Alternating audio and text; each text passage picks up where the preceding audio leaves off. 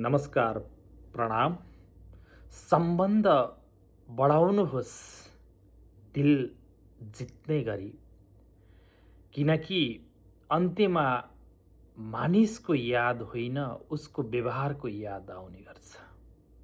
जहिलेसुकै अनुभव बोल्छ, अहङ्कार होइन। हरेक अनुभव वा हरेक पल हामी केही न केही सिकिरहेका हुन्छौँ।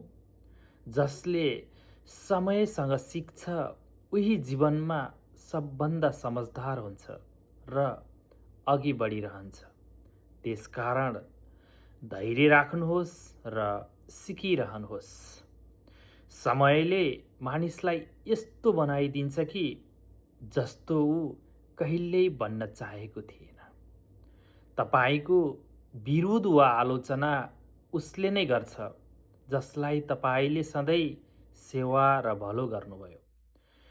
परिवर्तन कठिन छ, तर परिवर्तन आवश्यक छ। जो व्यक्ति स्वयं आफूलाई परिवर्तन गर्छ उही व्यक्तिले सफलता प्राप्त गर्छ। जहाँ हुनुहुन्छ स्वस्थ, व्यस्त र मस्त रहनुहोला।